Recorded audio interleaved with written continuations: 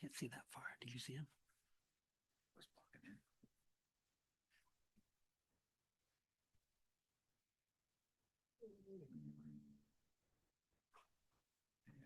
There we go.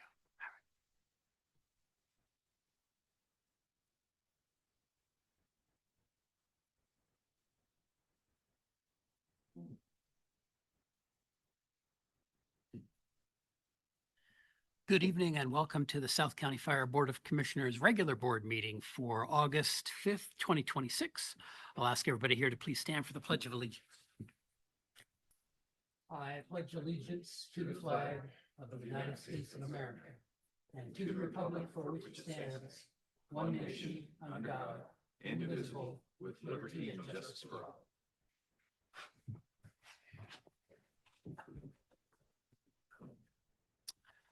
All right, commissioners, board members, you have in front of you the draft agenda for this evening's meeting.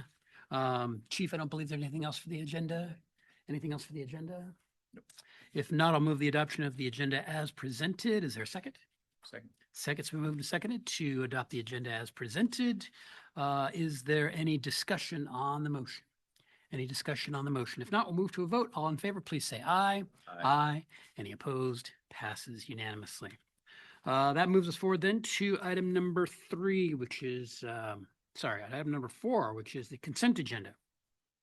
And this evening we have the August 5, 2026 claims vouchers in the amount of $1,032,589.48. I will move the adoption of the consent agenda items. Is there a second?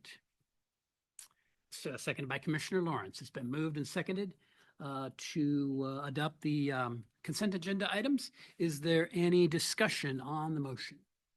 Any discussion on the motion? If not, we'll move to a vote. All in favor, please say aye. Aye. Aye. Any opposed? Passes unanimously. That moves us forward in the agenda to approval of the meeting minutes on item number 5, and specifically 5A. And this evening we have the July 14, 2026 work session meeting minutes, the July 15, 2026 special meeting minutes, and the July 21, 2026 regular meeting minutes. I'll move the adoption of all of those meeting minutes. Is there a second? Seconded by Commissioner Rowland. It's been moved and seconded to adopt those meeting minutes. Is there any discussion on the motion? Any discussion on the motion? If not, we'll move to a vote. All in favor, please say aye. Aye. Aye. Any opposed? Passes unanimously. That moves us forward to item number 6, and we start with 6A. And we recognize this evening Commissioner Rowland, who tonight is his last meeting with us, and we want to recognize his work with the board, and we have a resolution this evening, and then maybe a few words from Commissioner Rowland. We also have a small plaque for Commissioner Rowland to recognize his service. But I guess I'd like to start with the resolution.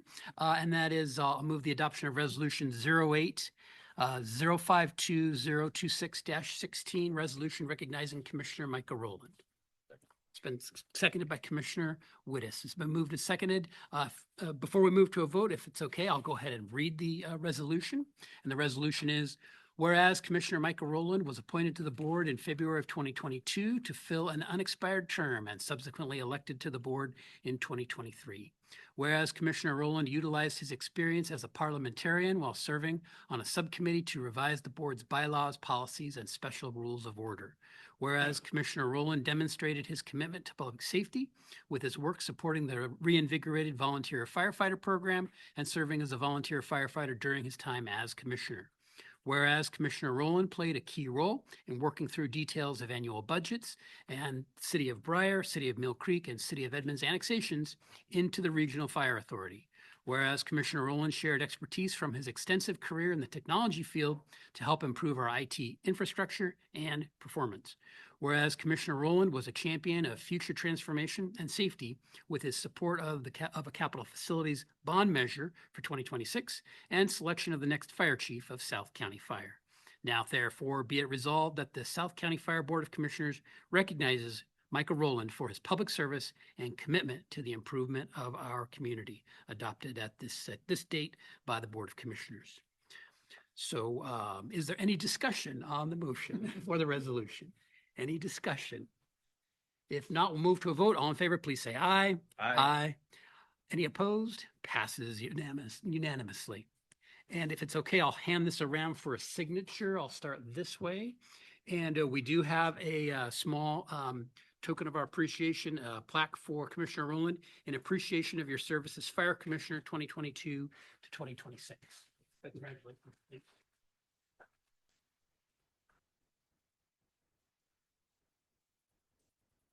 And Commissioner Rowland, would you like to say a few words?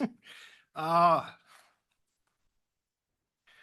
guess anybody that's ever talked to me has probably heard me say I never thought I'd be a fire commissioner. This wasn't part of the plan. It was something where I was called on to serve, and I ignored that call. I didn't apply when I was first asked, but when no one applied and they came back and asked again, I knew that it was my duty to serve my community. And once I came on the board,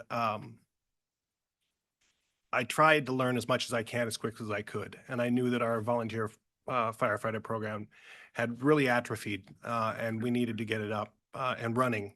So to do that, I put myself out there. I was the one, going to drills every Wednesday night. I was there at fire scenes.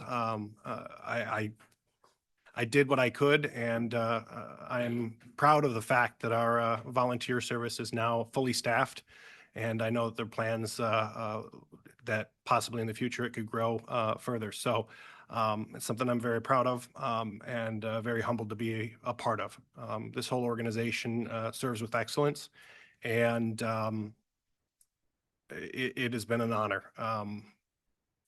I never planned to resign or leave this quickly, but I found a home that has now brought me peace out on the peninsula, and I'm looking forward to enjoying the quiet of the woods and reflecting on my time here and what comes next. So I want to thank everybody for your support, for your understanding when I was asking tough questions, and I hope you continue to live up to the name that South County Fire has built for itself. So thank you.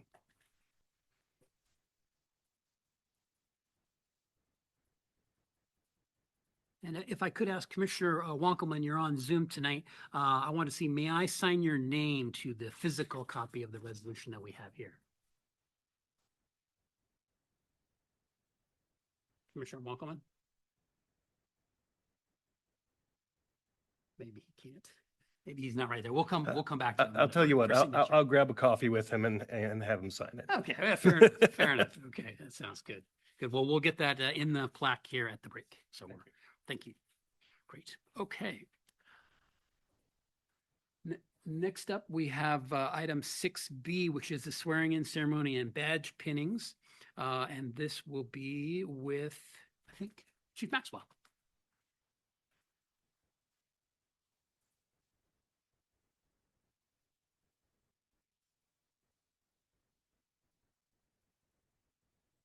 All right. Thank you, Chair Kenny. I believe this is my first badge pinning as fire chief, so we'll try and make it professional, but it could end up being entertaining as well. I would like to first ask Assistant Chief Tom Keene to come up here so that, oh, see, I already missed my first instructions. So if you want to stand by that there, Tom, I will give you.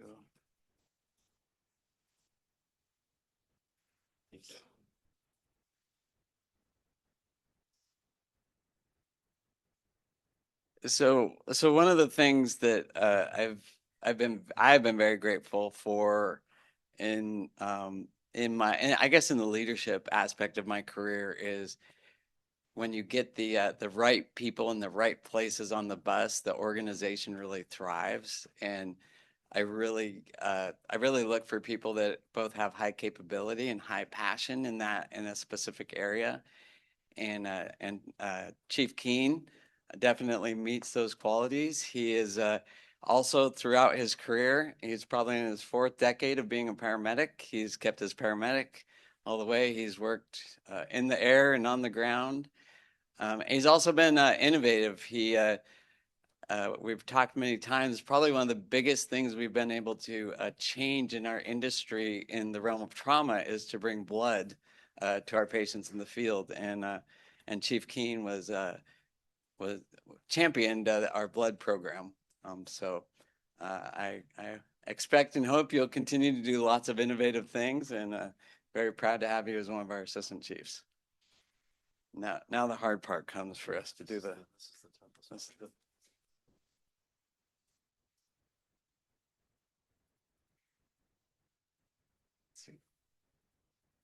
So you'll repeat after me. So I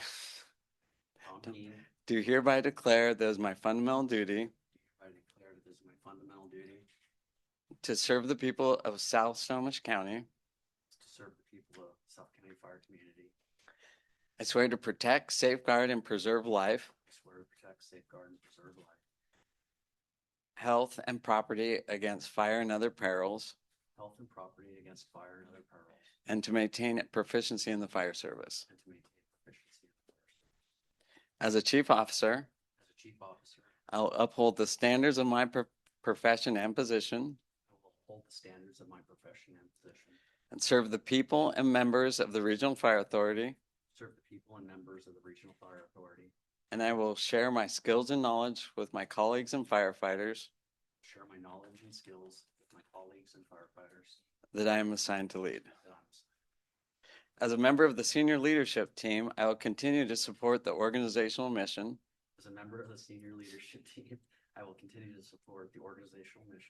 And I will lead the EMS division to the best of my ability with fairness and no prejudice. I recognize the badge of my office as a symbol of the Regional Fire Authority.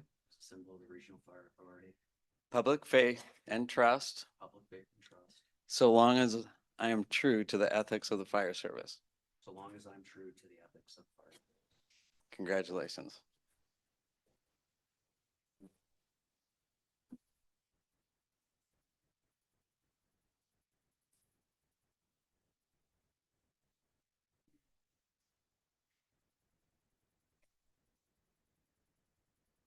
Congratulations.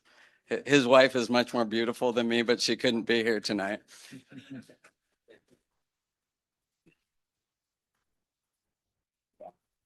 One of the changes we made with the Assistant Chief of EMS is we put more of a focus on it. So the Assistant Chief of EMS will focus on, of course, the EMS division and the Community Paramedic division. So both of those divisions are growing in some of our biggest bodies of work, and that was a change in this position so that Chief King can focus solely on those bodies of work. So that was an organizational change. I think it'll help us do better.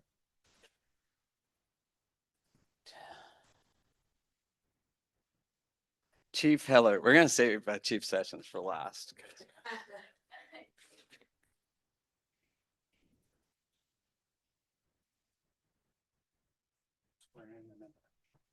Yep.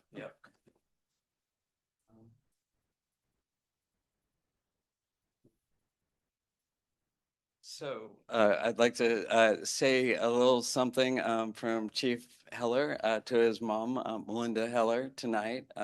Having my mother pin my badge is especially meaningful because she has been an unwavering, supported, trusted friend and constant mentor throughout my career in emergency medicine. Her encouragement, guidance, and belief in me has helped shape me as the leader I am today. Making this moment as much a reflection of her influence as it is of my achievement. How nice. That was very, very kind. There's nothing like the power of a mom, so that's pretty awesome. Now the hard part. Let's see. I will. So Chief Heller is going to be our deputy chief of EMS, and I've watched him also come in, and he has also kept his paramedic. How many years have you been a paramedic? 18 years. So Chief Heller has also kept, which is a lot of work. When you're moving up through the ranks, it takes a lot of work to keep up on all the continuing education, and it becomes more each year. And so just really proud, and it shows that the passions are aligned, and I'm really, really excited. He's very stoic, and he's got all this passion behind his stoicism. So don't let him fool you. All right, you ready to get this over with? Okay. All right. I, Andrew Heller. perfect. Do hereby declare that it is my fundamental duty to serve the people of South Snohomish County. Do hereby declare that my fundamental duty is to serve the people of South County Fire. I swear to protect, safeguard, and preserve life, I swear to protect, safeguard, and preserve life, health, and property against fire and other perils, health, property against fire and other perils, and to maintain a proficiency in the fire service. to maintain a proficiency in the fire service. As Chief Officer, As a chief officer, I will uphold the standards of my profession and position, I will uphold the standards of my profession and position, serve the people and members of the Regional Fire Authority, serve the people and members of the Regional Fire Authority, and share my knowledge and skills with my colleagues and firefighters I am assigned to lead. and will share my knowledge and skills with my colleagues and firefighters I'm assigned to lead. As a member of the senior leadership team, As a member of the senior leadership team, I will continue to support the organizational mission, I will continue to support the organizational mission, and I will lead the EMS division to the best of my ability with fairness and no prejudice. lead the EMS division to the best of my ability with fairness and no prejudice. I recognize the badge of my office as a symbol of the Regional Fire Authority, Recognize the badge of my office as a symbol of the Regional Fire Authority, public faith, and trust, public faith and trust, and I accept so long as I am true to the ethics of the fire service. and I accept so long as I am true to the ethics of the fire service. Congratulations. That's,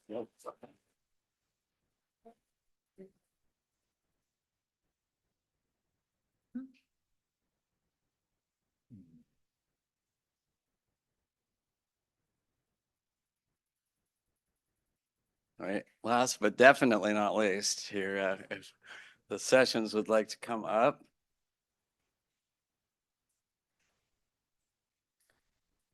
So under Deputy Chief Sessions, it says, the love of my life, but I think that's more you speaking, than me. So, he said he would have the love of his life, pin his badge, so that's pretty cool. Let me find the right thing I here. believe in brevity. Yes, okay, okay, good. So I've watched Chief Sessions from afar. I've always really respected him. He has been a steady force in this organization for a long time. And when I talked to him and Shannon and asked if he would accept this position, I was probably just as excited as him, because it was bringing another key person on the bus with our team up here that I really think it'll help take us to the next place. And he's only been in his position 2 or 3 weeks, and he's already proving himself and making a difference up here. So thanks for joining the team. Thank you, sir. All right, well, we'll get back to the brevity. All right. All right. I I, Keith Sessions, do hereby declare that it is my fundamental duty to serve the people of South County Fire, do hereby declare that my fundamental duty is to serve the people of South County Fire. I swear to protect, safeguard, and preserve life, health, and property against fire and other perils, I swear to protect, safeguard, and preserve life, health, and property against fire and other perils, and to maintain a proficiency in the fire service. and to maintain a proficiency in the fire service. As a chief officer, As a chief officer, I will uphold the standards of my profession and position, I will uphold the standards of my profession and my position, and serve the people and members of the Regional Fire Authority, and serve the people and members of the Regional Fire Authority, and I will share my knowledge and skills with my colleagues and firefighters I am assigned to lead. and I will share my knowledge and skills with my colleagues and firefighters I am assigned to lead. As a member of the senior leadership team, As a member of the senior leadership team, I will continue to support the organizational mission, I will continue to support the organizational mission, and I will lead the Fire Prevention Division to the best of my ability with fairness and no prejudice. and I will lead the Fire Prevention Division with the best of my abilities and fairness and no prejudice. I recognize the badge of my office as a symbol of the Regional Fire Authority, I recognize the badge of my office as a symbol of the Regional Fire Authority, public faith and trust, public faith and trust, and I accept so long as I am true to the ethics of the fire service. and I accept it so long as I am faithful to, true and to the ethics of the fire service. Perfect.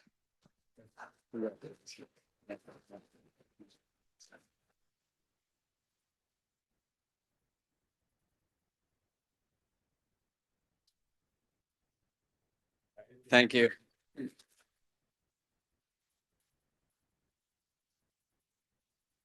And Chief, why don't we take maybe a 5-minute break or so if the folks would like to take some photos up here or have a little bit of the coffee and enjoy with family for a few minutes, and then we'll take a short break and then resume with the meeting in a few minutes. So without objection, a short break. Perfect. Thank you. Thank you.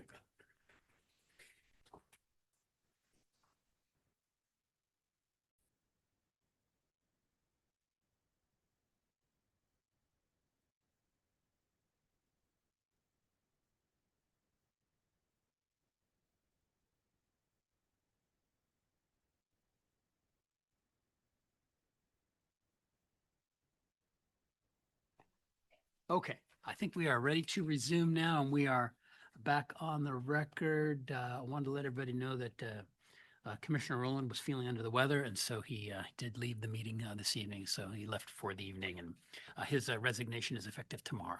We did receive that before the meeting, so we wish him the best in the future. Okay, up next then on the agenda is public comment. Item number 7, public comment.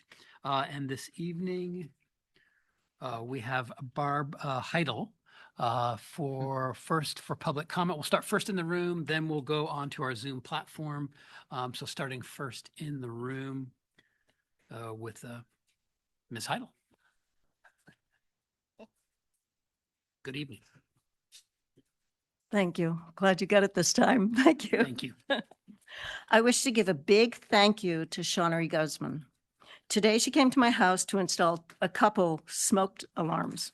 I had purchased a new one, plus she had another one that she had received from donation from the Red Cross. I truly appreciate what she did, plus her explanations and instructions she gave me. She also checked my CO monitor and saw that everything was properly activated. What a wonderful service South County Fire provides. I totally appreciate it. Thank you. Great, thank you. Is there any other request for public comment here in the room? Then we'll turn to the Zoom platform. Any other requests for public comment in the room?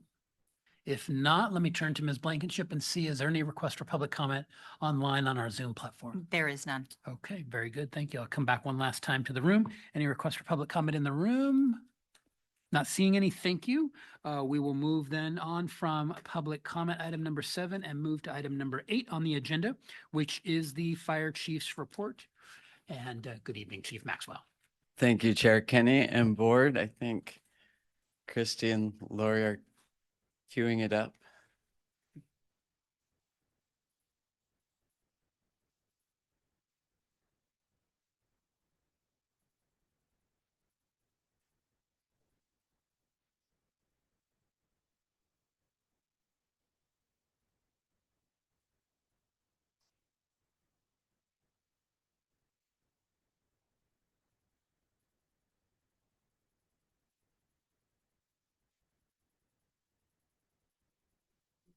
Well, they're pulling it up. I think we had one of the most positive, just great vibe national night outs than I can remember in a long time. And Commissioner Fernahoff, he rode out with me, kept me company, kept me in line, and Commissioner Wittes, Commissioner Wankelman.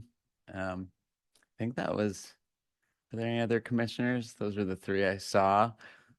Support 7, lots of our partners. All right, now we're up. Okay. So there were a couple cancellations and because of the smoke, but Mariner High School had a huge event that we participated in, and so did Mount Lake Terrace. Just lots of people, great energy. They had a helicopter do a hoist up here at Mariner High School, and then at Mount Lake Terrace, they had like a DJ and hot dogs, and it was great. The communities came out strong. And then we had our deputy chiefs and our assistant chiefs and our crews. They stopped at 40 different neighborhood gatherings, and it was a really good connection with the community. And I think it met the spirit of what they're trying to do is connect communities like that. So great job with Director Bailey and Chandra Guzman, the whole team for coordinating all of that. Incidentally, part of my chief's report, I was going to talk about wildfire risk and preparedness, and that was actually some of our community were asking a few questions about what are our risks, are we prepared, and what are we doing to help the other communities that are having problems right now. So that leads perfectly into my next slide. So we are deploying. We're happy to say we are deploying to help other communities. We have 3 fires at the Little Giant Fire, and that's both started near Lake Wenatchee, but it's gone all the way over and jumped Lake Chelan. And we have firefighters over there helping with structure protection. And then we have a firefighter on the Spokane fires and learning leadership. And I'm going to talk about that in a while. It takes a long time for these. It can take 10 or 20 years to get qualified in these positions. It's a completely different skill set than what we do around here. And then we also have a medical unit leader, which probably is, I'm going to just say one of the best around because you have to set up basically a 911 system for the firefighters on these fires. And it's a whole system of medic units and helicopters. Because there's a lot of injuries and sometimes fatalities on these fires. So we are out helping. Next slide, please. We're also getting busy around here. I said early on when I became your chief, one of the things that that I hope to achieve and bring the organization towards is better wildfire preparedness.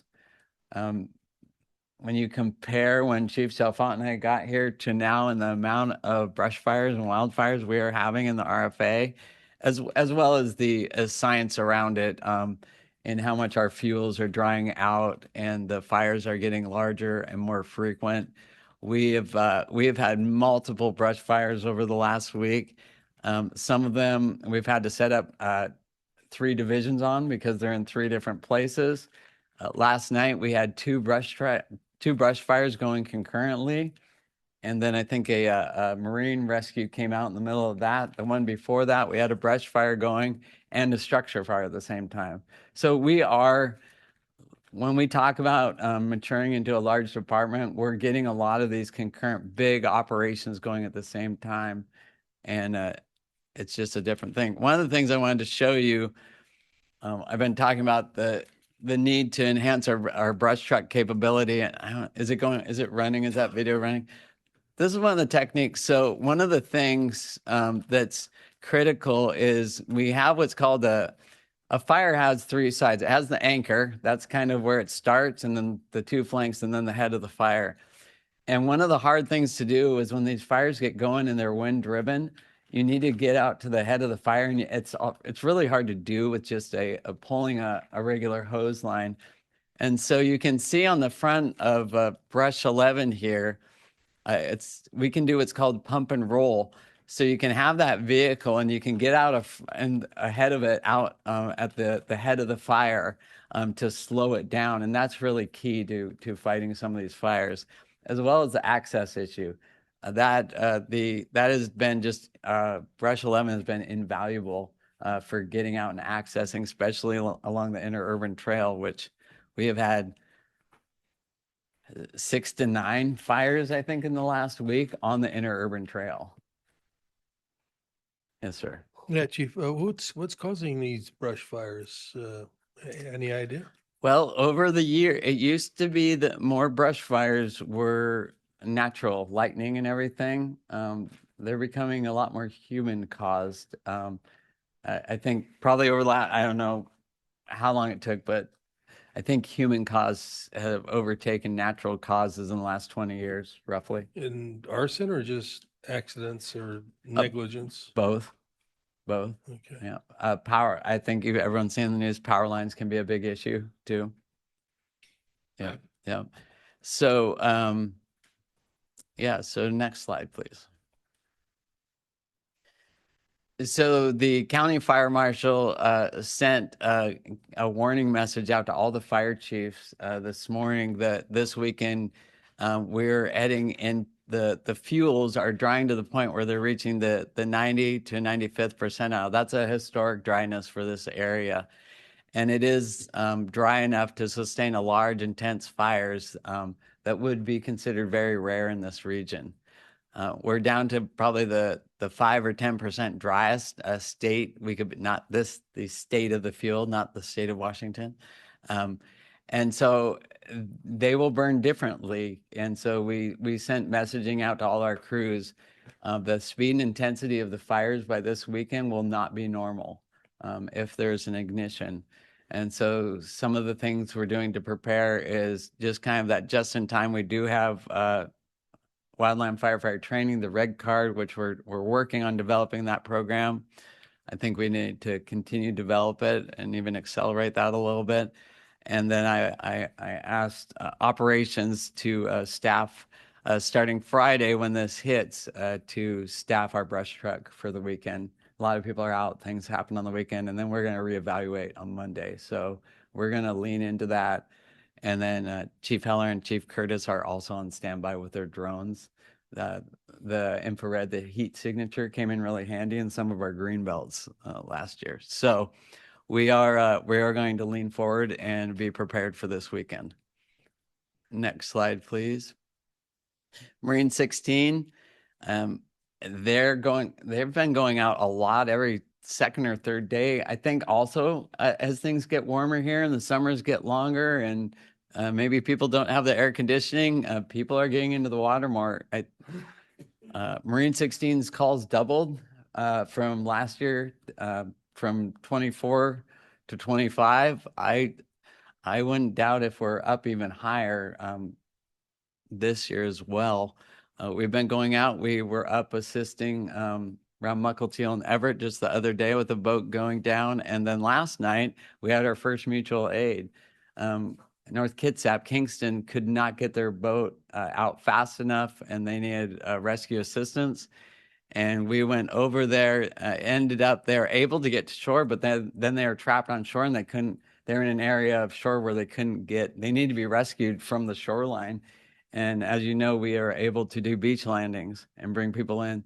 So we went over and there was a victim, and we rescued them off the shore and then took them to a waiting ambulance in Kingston. So we were able to help our neighbors. But I think that might be our first mutual aid beyond Muckleteel or Everett. But it was really important. I think that person would have been in a very difficult situation without our ability. And as you know, we're paramedic equipped, so we arrived with a paramedic as well to help the victim. And then we had our Commissioner Chan at some point. I don't think he's online.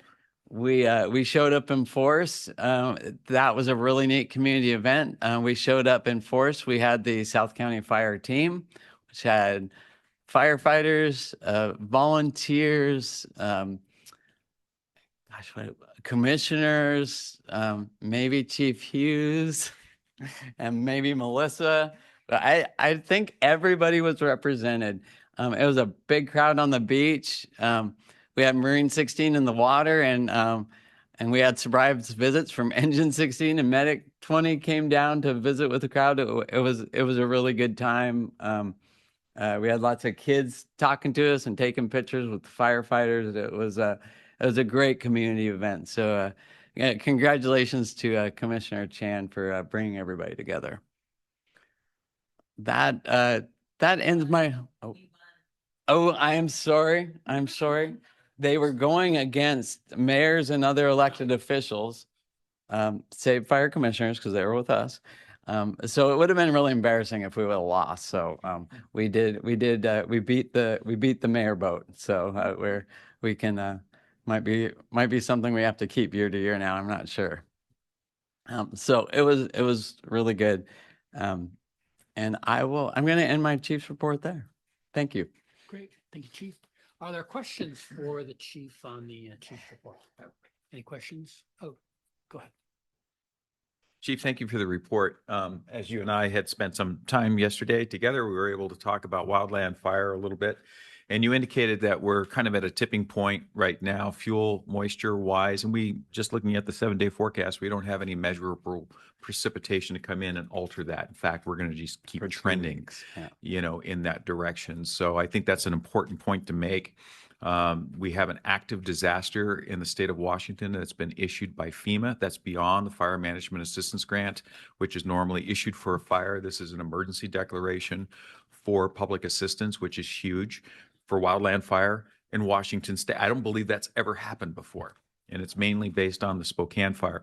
But that kind of conflagration, that activity, that wind-driven fire, that can occur in our ravines, and it can occur within this area.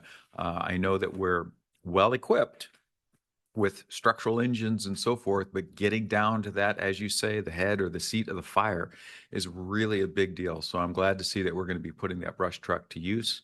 And did I understand correctly, also increasing training, or at least going down the red card route, maybe expanding that footprint a little bit in the future? Yeah, we do have a wildland team. We do have a group, we keep about 24.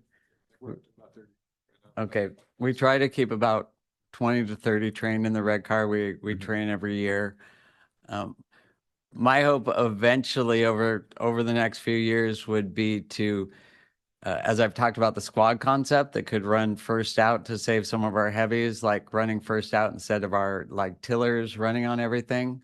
It's going to probably reduce risk, reduce cost, and handle our most frequent, our BLS calls in a much more efficient manner. And I could see working towards having a squad, AKA a brush truck in each battalion. And because, just preliminarily running, if we're able to run a squad out, the maintenance and operations, probably the actual cost of the vehicle is about 25% of running some of these heavy apparatus. And all of our BLS calls, that's mainly what we're going on. But balancing it with keeping firefighters available and not stuck at the hospital, they can bump from call to call. And so I think this is a great situation where we can solve multiple challenges. We can increase our wildland capability at the same time, not having our heaviest, most expensive apparatus running on many calls, and having a vehicle that can go on our fastest growing call type, these BLS calls, while maintaining our effective firefighting force. Going back, showing you now sometimes we're having a brush fire and a structure fire at the same time, or 2 structure fires at the same time. It's very critical that we don't have all of our firefighters at the hospital, but we still have the capacity to run BLS calls. The other side of this is going out and being able to help our neighbors too. The whole state mobilization program actually came, I think we were looking it up, from the wildfires in 1991 that were in Spokane. And that is when the state said, we need a way to help each other. In fact, we have California, I think for the first time, is coming up to help us right now. And I think that's historical as well. And it's just, we have a changing environment. The big benefit of us sending people out is these positions have task books. We have strike teams. We have divisions. And these task books, that training is a completely different skill set. And to become qualified in these positions can take a decade or longer. And so there's real value in, as we can get our staffing up here, sending our crews out to get that experience and that training, because in 5 or 10 years, we are going to need it here. and we need to start to prepare today. I really like your point about multi-purposing our brush rigs into squads, right? We call it a brush rig, but really if it's now configured as a squad and year round, it's going on EMS calls, it's going on all of our other calls, it really starts to justify the lightweight footprint of that response vehicle versus sending a ladder truck. A $2.2 million ladder truck gets T-boned and we spend 3 years waiting to get another one. But yet if we can send a more tactical vehicle, which is very capable of, as you said, diverting from one call type, we're going on EMS, that's a cancel. Hey, but now we got a fire that requires us to go in, and we've got the nozzle on the front, the squirter, whatever they call that thing. I don't know what it's called Right. either. National Night Out was very valuable for me because I got to meet our Snohomish County Park Rangers. Now that might kind of just seem like an offhanded comment, but it occurred to me when I was talking to them, mainly because they had a chainsaw and a McLeod sitting there. Those are two wildland fighting tools. I said, "Are you into this suppression side of this?" And they said, "No, but we do carry the equipment and yada yada yada." And I said, there could be a great nexus for us to partner with you because they own all of the ravines around here, right? They're parks. And that's their jurisdiction. They know the institutional knowledge. So where, let's say, a crew goes down into the ravine and they're following the big fat road, but the park ranger knows that that big fat road actually ends in 25 feet and you need to take the narrow road to the right because that's the one that's going to get you all the way down the ravine. Partnering in that capacity to talk with them, maybe do quarterly training or some kind of partnership would enhance our awareness and teach them too, what is our capability? So if you're sending them back as a runner, they'll know our equipment. They'll know what a hose pack is. They'll know that we need nozzle replacement. They'll know whatever that opportunity is. So I encourage that as far as just brokering some kind of interagency, partnership of some kind, awareness. Yeah, I appreciate that. You are always so good at looking for connections and collaboration. So thank you for that. Thank you. Thank you for the report. Any other questions for the chief on the chief's report? If not, thank you, chief. All right, that moves us forward in the agenda to item number 9, which is our legal report. We have Rich Davis with us tonight, our general counsel. Good evening, Mr. Davis. Good evening, commissioners. In recognition of the amount of business on the agenda, I want to kind of make a brief report. I did want to say that there were a couple cases that came out since the last time I was before you, both of them involving the public duty doctrine. And whenever I see a case involving the public duty doctrine, I get a little nervous because the courts have had a tendency to erode that doctrine. And as you know, what it does is it protects South County Fire and all public agencies when they have a statutory duty and they undertake that statutory duty, they have immunity from liability. And the courts generally say that a duty to all, in other words, a duty that's imposed by statute to all, is a duty to none. But an agency like a regional fire authority can lose the protection of that public duty doctrine once it creates a special exception. And the cases that came out, fortunately, did not create any new law, in my opinion, nothing significant. The public duty doctrine still stands. The greatest erosion was a few years ago, as you might recall, the case of Norg versus City of Seattle, where the court really did erode the doctrine and said, you have to have a statutory duty at hand in order to enjoy the protection of it. Otherwise, your actions are treated just like a private party. So in the case of an RFA, you have a statutory duty to provide fire protection, fire suppression services, but there is no similar duty to provide emergency medical services. So under that Norg case that was decided by the Supreme Court, there is no public duty protection for EMS calls. And so the good news is that, again, we've got 2 new cases, but neither of them further eroded the doctrine. So I won't go into the details of those. I just wanted to bring them to the commission's attention. And with that, that concludes my report tonight. Thank you, Mr. Davis. Any questions for the board members from the board members for Mr. Davis? If not, great. Thank you, Mr. Davis. Thank you. That moves us forward on the agenda to item number 10, which is the union report. This evening, we have Local 1828 Political Director Connor Holtum with us this evening. Good evening, Director Holtum. Good evening, commissioners, staff, and guests.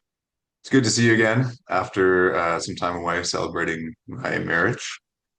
We got a few things from the union side tonight. So first, I wanted to highlight some of the points of emphasis that Chief Maxwell brought up in his report. We're already one of the busier departments in the region.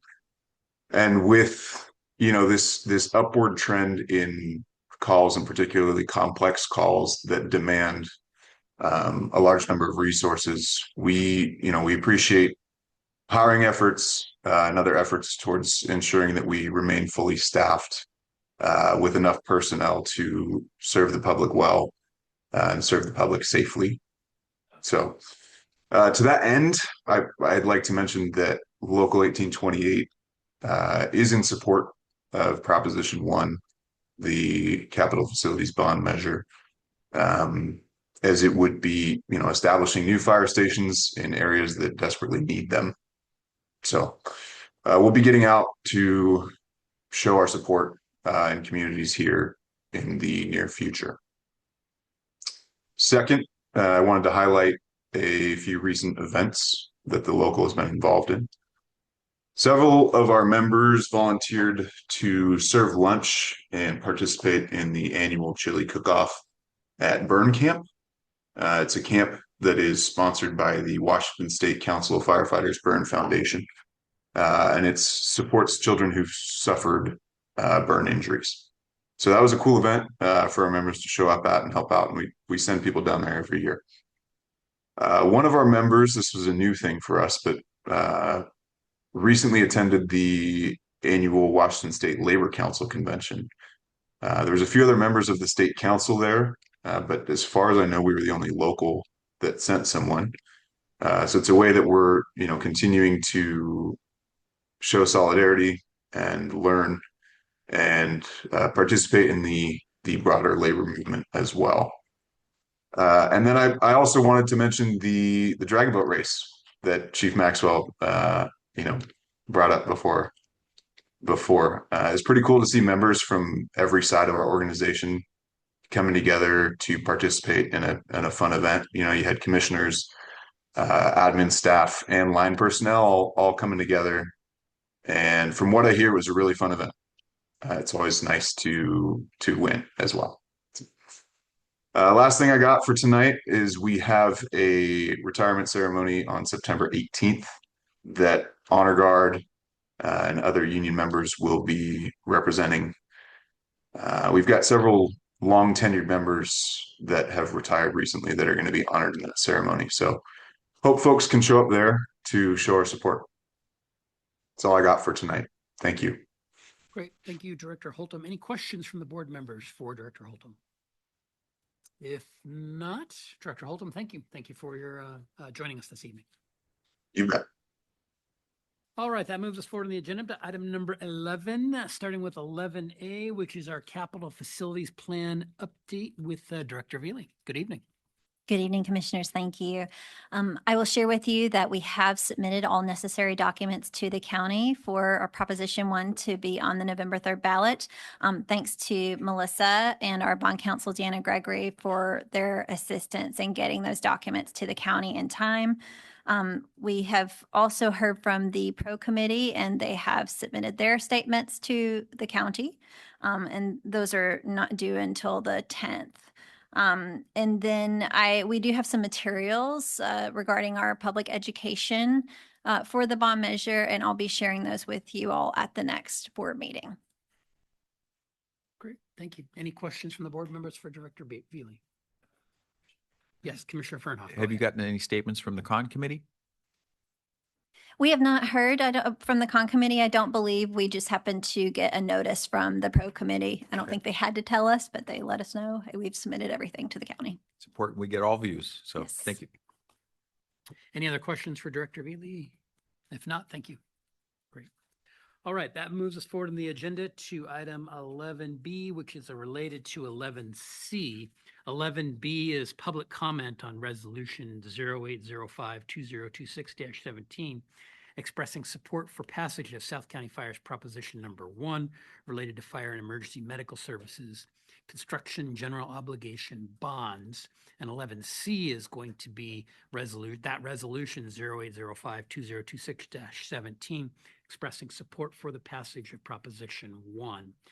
We are required under state law to have an opportunity for public comment, particularly opposing views regarding the resolution. And you will find all of these materials starting at page 48 of the packet.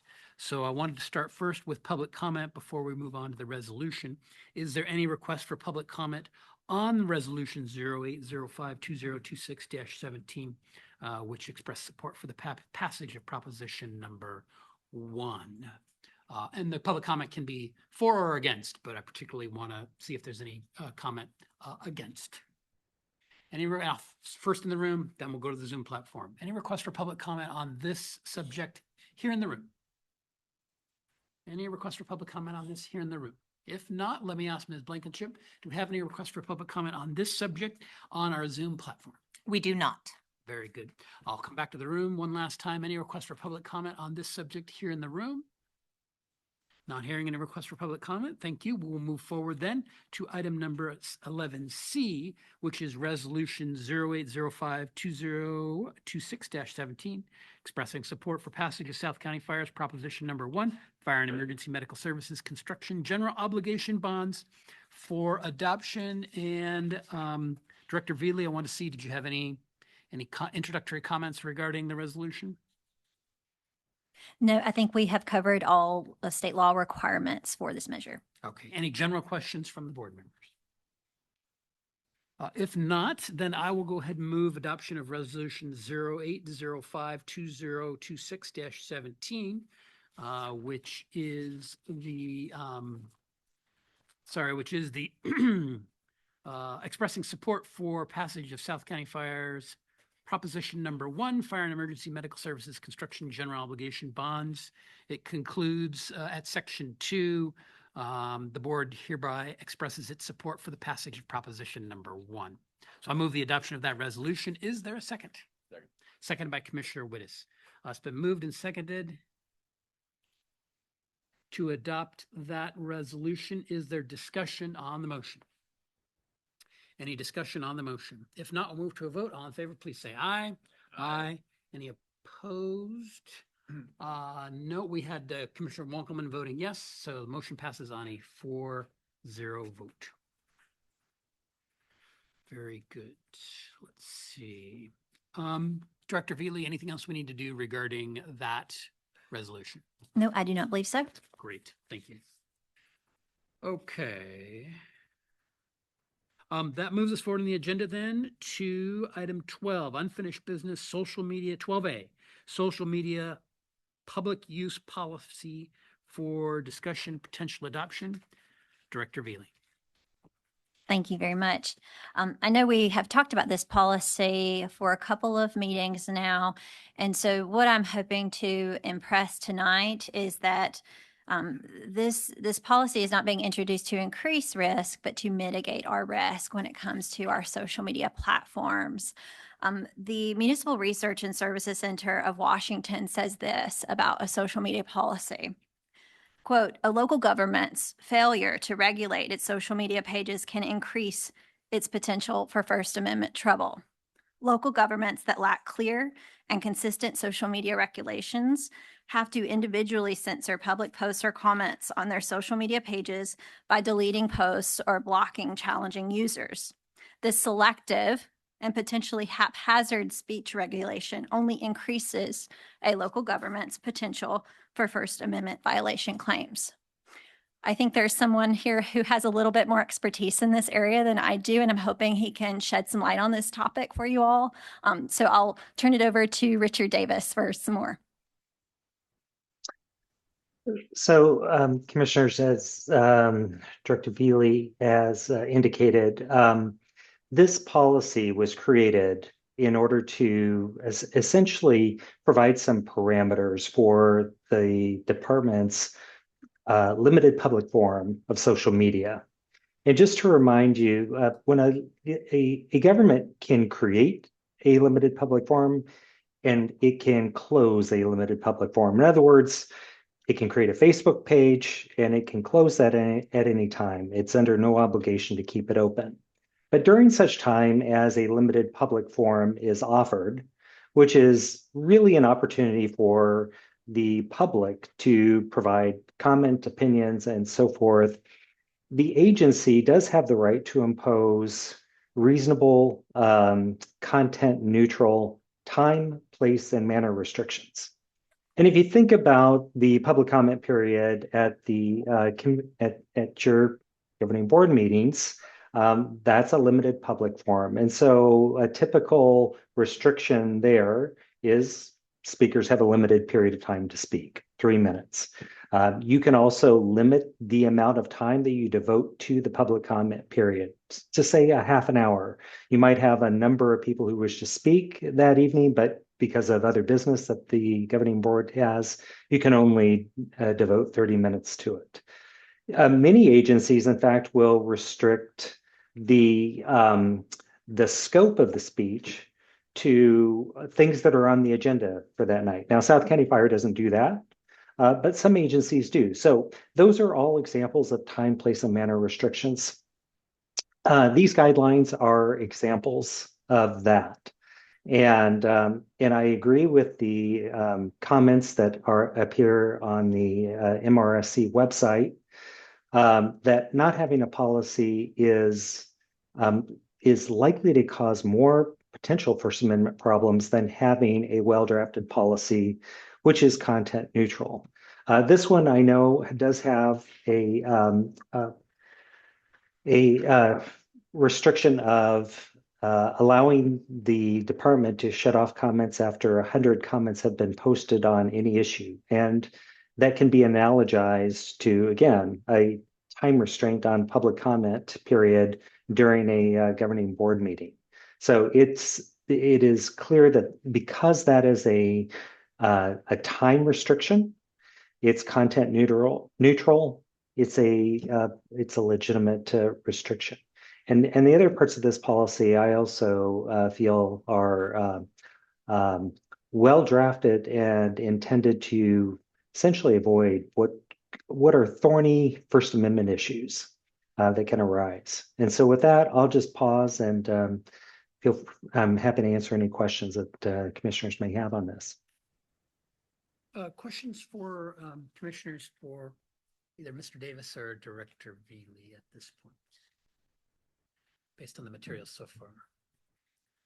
Okay, so I guess I'm looking for direction from the board on like what direction you want to go with either more information, further study about this, other issues related to it, send it to committee to be worked on.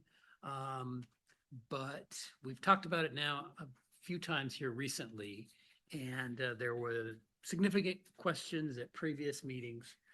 And Director Veely, correct me if I'm wrong, but we are currently operating under the chief's emergency rules related to this.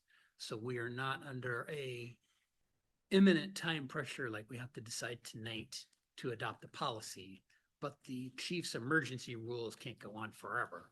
The board will need to do something regarding them, but it doesn't have to be, it's not as though we have nothing protecting this. We do have those chief's emergency rules. Am I correct on that? That is correct. And that just basically says that we can shut off the comments when they reach 100. Okay. So I'm kind of looking for the flavor of the board on kind of the process forward here, because I know there were significant concerns at previous meetings. And I see, let's start with Commissioner Wankelman. Please go ahead. Yeah, thank you. At this point, the due diligence that has been done by all parties involved, for me, I definitely agree that there needs to be a policy. It's always been around the 100 comment shut off, but it seems today's explanation by Richard Davis does make sense with a public comment forum. I can understand that, and it brings a little bit more clarity for me. So at this point in time, I would appreciate maybe a little further discussion, but I'm pretty sure I know where I'm going to go with it. So thank you. Thank you. Commissioner Lawrence? Yeah, I think a little more time to think about this, and there's no urgency, so a little bit more time, maybe even form a special committee to discuss, to dig deeper into it. Commissioner Lawrence suggesting a committee? Yeah, I'll even chair it. And he volunteered. Yeah, He practically volunteered. Yes. And then you know what I'll come up with. Other commissioner comments, thoughts?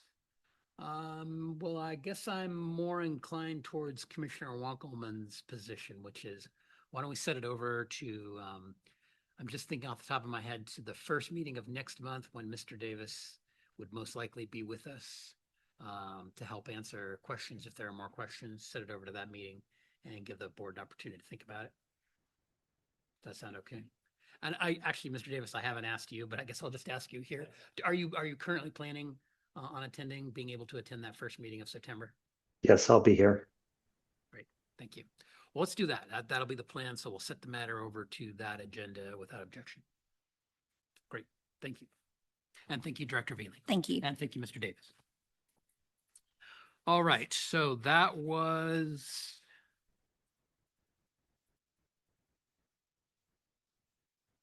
Sorry, just making a note here. That was 12A. That moves us on to 12B, Commissioner redistricting for continued discussion. And this is starting at page 58 of the packet.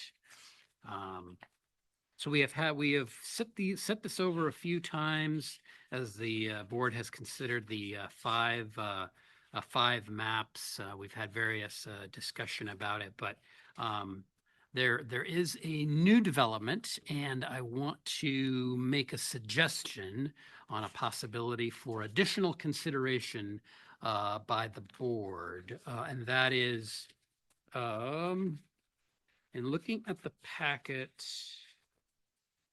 let's see,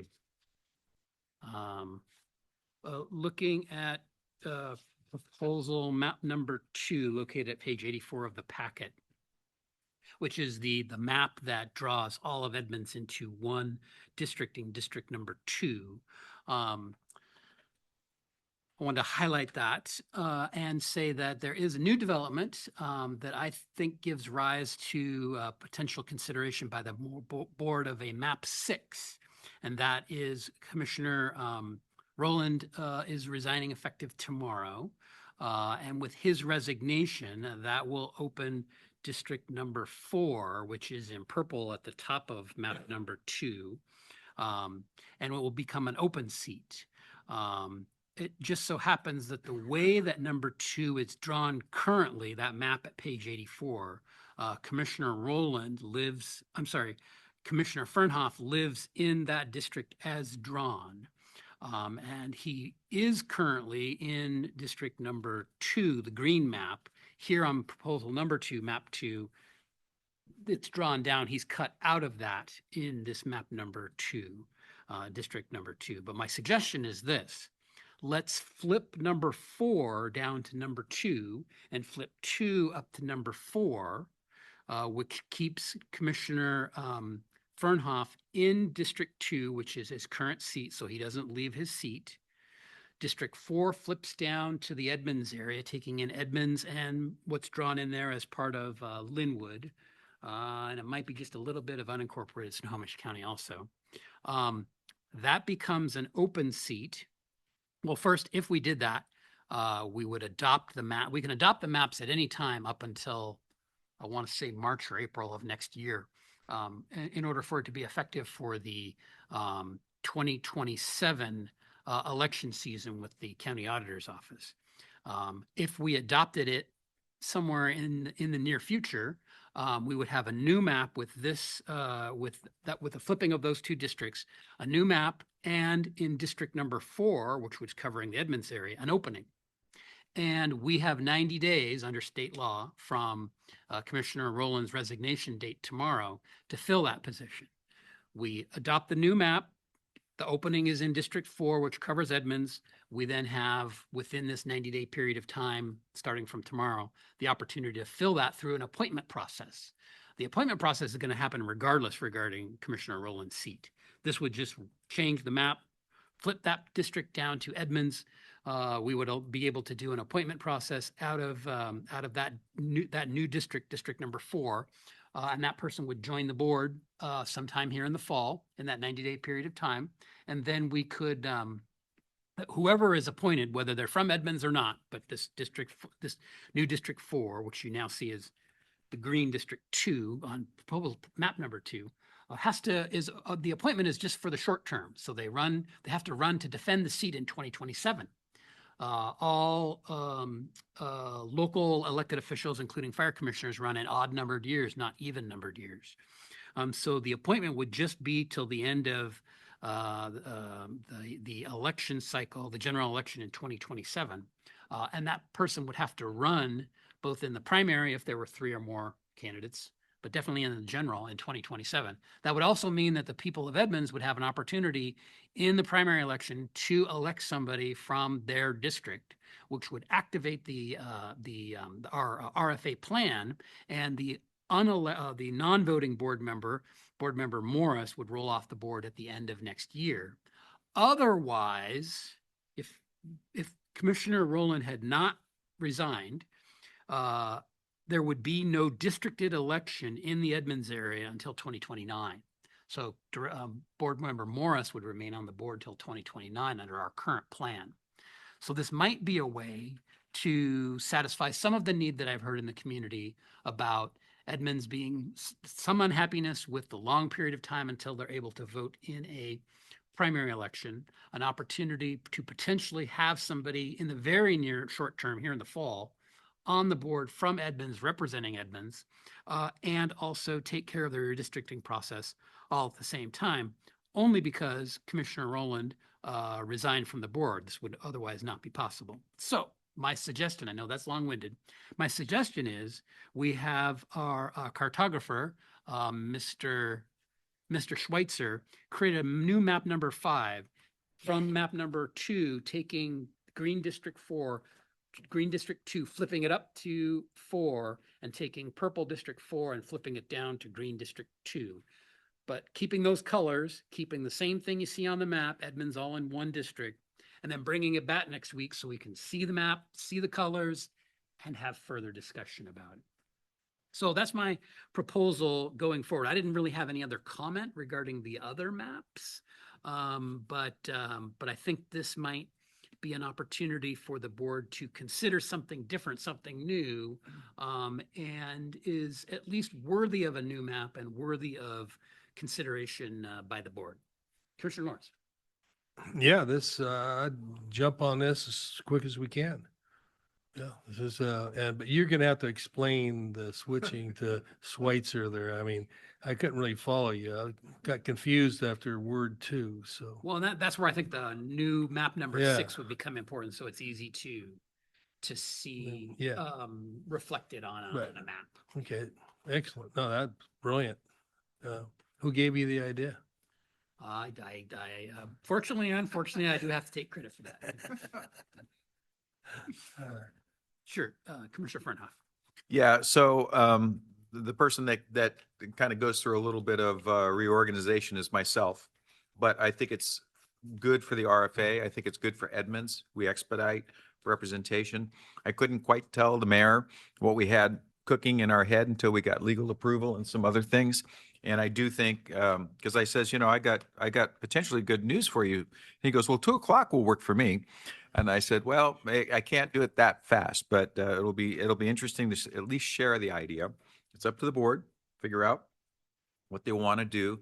But it does kind of move me around a little bit, and I get a new 4 instead of a 2. And that's okay by me. So I appreciate Jim Chair, that you came up with this creative thinking. Any other, Commissioner Wittes? I'd just like to say my thoughts on that also, that I think it's a great idea. I know down in Edmonds, all you hear down there a lot is we have to wait till 2029. So this should make it a lot better.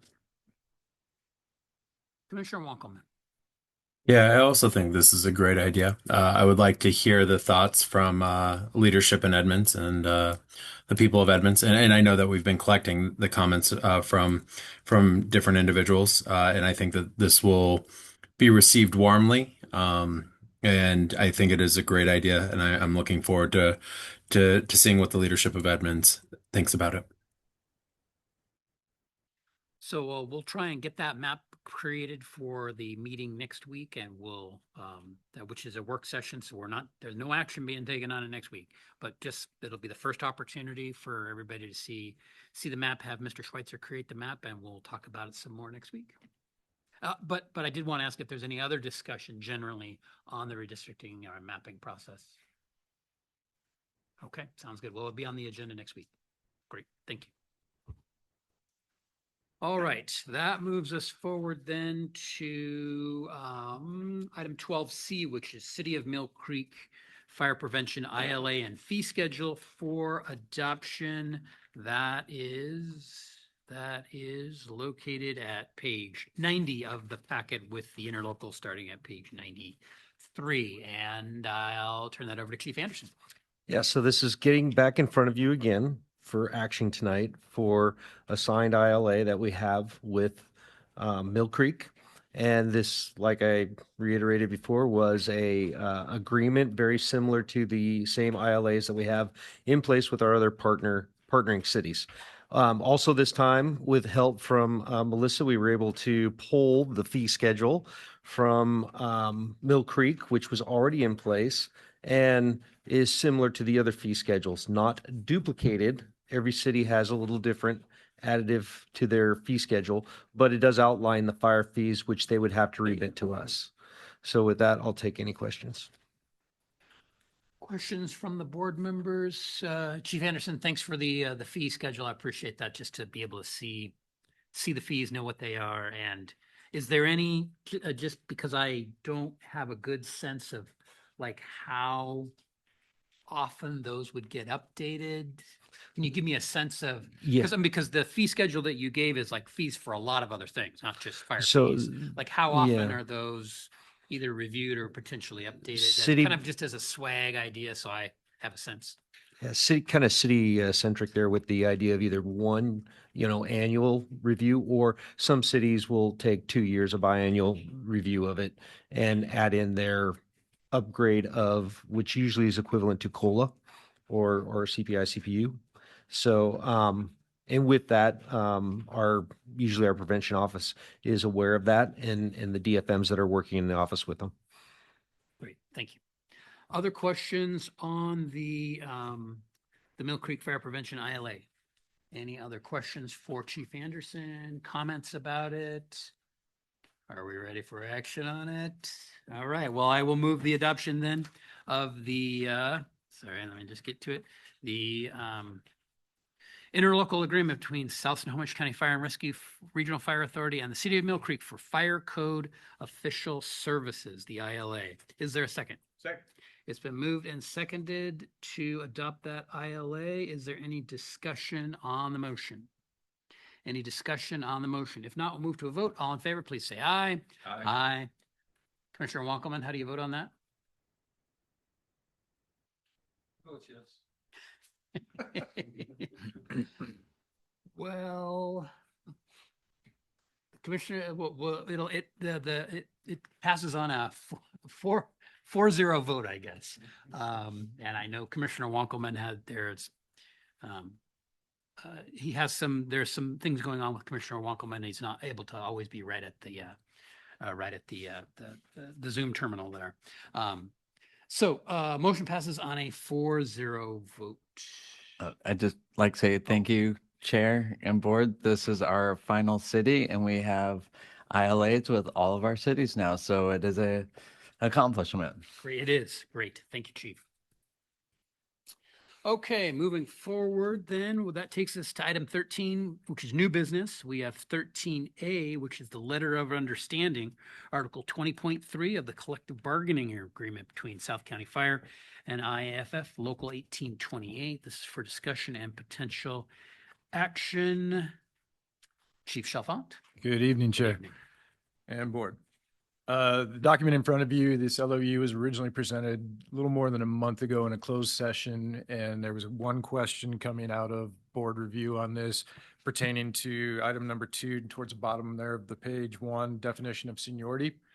The original reading of it, as you get towards the end of that sentence, only referred to being represented by the IAFF as a professional firefighter, and the board had questions about what about EMTs or paramedics. So Ally took that back from legal counsel and provided the update. We've run that back by labor and their legal review, and everybody is approving of that. So that was the one edit that was asked for and is in front of you tonight. Be ready Great. for any questions or concerns. Questions from the board members for Chief Chalfant? Any questions on the letter of understanding, the LOU? And Chief Chalfant, this would be for the balance of the CBA, the collective bargaining agreement, running through December 31, 2028. Correct. There would be intent to update that language inside the CBA after 2028. After 20, as part of the next bargaining process. Correct. Yes, sir. Yes. Any questions? Any questions? Otherwise, I think we're ready for action. All right. I will move the adoption of the letter of understanding defining seniority per Article 20.3 of the CBA with IAFF Local 1828. Is there a second? Seconded by Commissioner Wittes. It's been moved and seconded to adopt that ILA and authorize the fire chief to sign. Is there any discussion on the motion? Any discussion on the motion? If not, we'll move to a vote. All in favor, please say aye. Aye. Aye. Any opposed? Motion passes 5-0. Thank you. Thank you. All right. That moves us forward to the agenda to item 13B, which is a property acquisition services agreement. This is for discussion, and this is with Chief Curtis. Good evening. Good evening, Chair. Good evening, Commissioners, staff, and guests. I'm before you this evening with a request for you to approve, or it's discussion tonight, so excuse me, authorizing the fire chief to execute a buyer's representation agreement with a property acquisitions firm that we've worked with in the past. You may recognize the name Peter Falcons. He represents New Ventures Group. And so tonight I'm before you to ask for your consideration and discussion to allow the fire chief to authorize that property acquisition group with a real estate broker. This allows us to be well-positioned for property acquisition needs by evaluating available properties. This gives us the agility and ability to meet current needs of the RFA while accommodating the future growth, and it supports the capital facilities plan. So with that, I'll pause and ask for any questions or comments. Chief Curtis, I would just comment that Mr. Falcon's group has worked with us on at least 2 projects I can think of and has done, or three projects I can think of, and has done great work in finding properties that we might not have been otherwise able to find, and in what can be a challenging property market for the needs that we have for fire station siting. And I think as we are considering the preparing for the bond that we have upcoming, we have prepared for that in other ways by having other consultants be prepared and assisting us with that. I think this is just also part of that process. And so I think that he has done very good work for us before, and I would encourage the board to adopt that agreement when the time comes, which would be probably the 3rd meeting of this month. But I just wanted to make that comment. Other questions or comments about the agreement? All right. Well, Chief Curtis, I think the plan then will be have it on the 3rd meeting of the month for action. Yes, sir. I look forward to that. Thank you. Very good. Thank you, Chief Curtis. All right, that was item 13B. That moves us on to item 13C, which is board approval for sorry, that's, let's see, at page 130 of the packet. Board approval for Commissioners Wankelman and Fernhoff to attend the 2027 Northwest Leadership Seminar in Portland, Oregon. Because it's out of state, it does take board approval. That's March 3 through 5, 2027. I would just note that Surfer, their commissioners regularly attend that. Other commissioners that I speak to at the Snow Isle Fire Commissioners on a regular basis attend that. And it does get very good comments that I've heard. I've never personally attended. I've just heard good things about it. So I think that's a good idea to go, particularly go and see how it is and report back and let us know, if it's essentially worth it. But I think it's, I don't know. I think it's a good opportunity. So, any other general comments before we move on to action regarding that? Commissioner Fernhoff?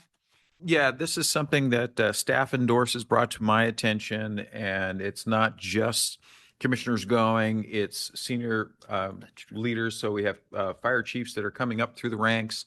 This is how they mature their leadership style by engaging with others. So I'm very pleased to say that we were not only introduced to it, but invited to attend as well.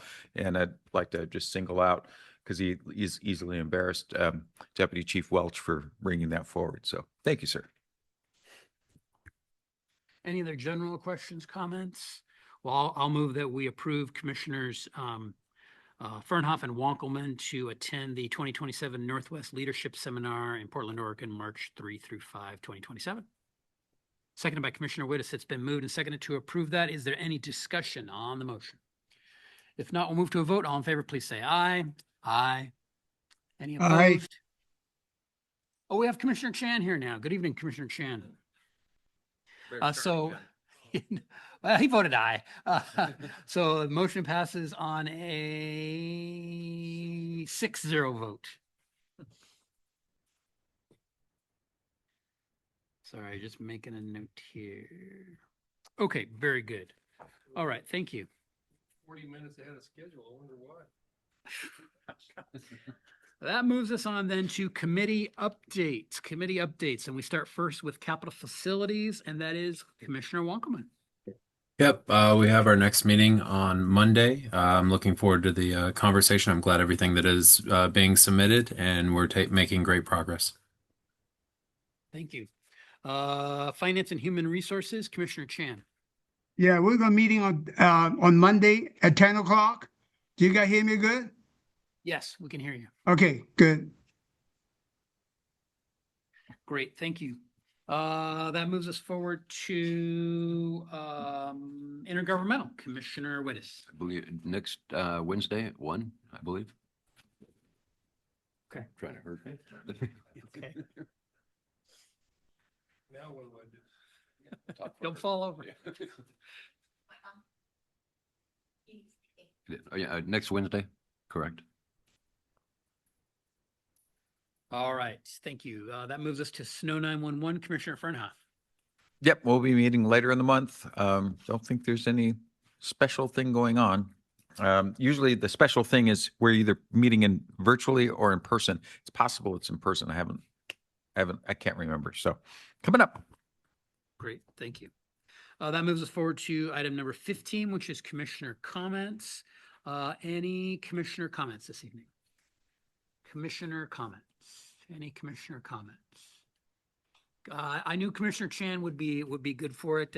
Commissioner Chan, earlier in the meeting, the chief thanked you for organizing the Dragon Boat Festival and your work on that. So that was there was a number of comments earlier in the meeting celebrating that, and so thank you for that. But let me turn it over to you for commissioner comments. Commissioner Chan, go ahead.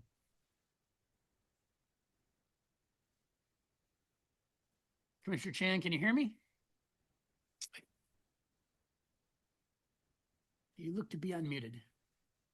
Commissioner Chan? I don't think he hears it. I don't think he's hearing us on the audio. Let me just see if there's any other commissioner comments from other commissioners. No? We'll come back to Ms. Blankenship, are you able to message him? No.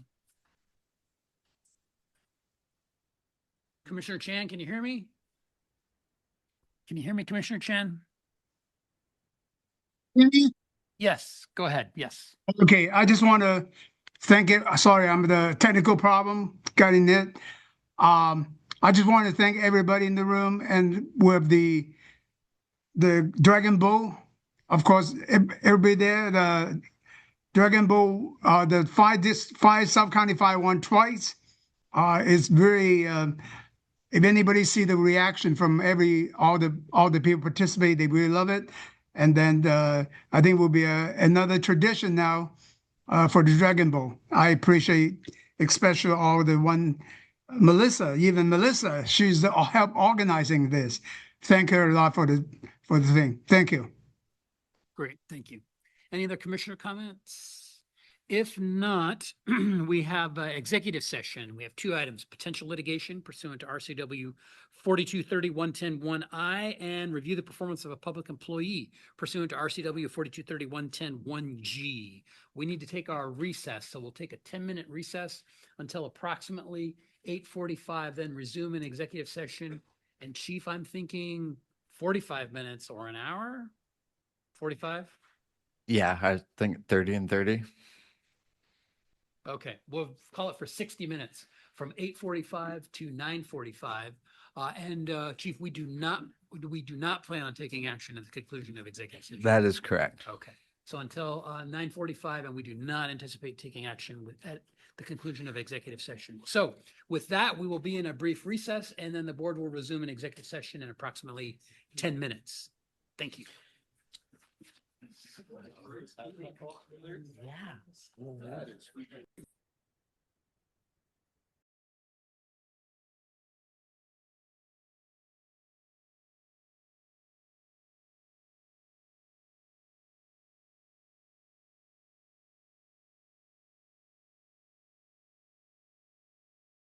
The South County Fire regular meeting has been called back to order at 10:10 p.m. and without objection, the meeting is adjourned.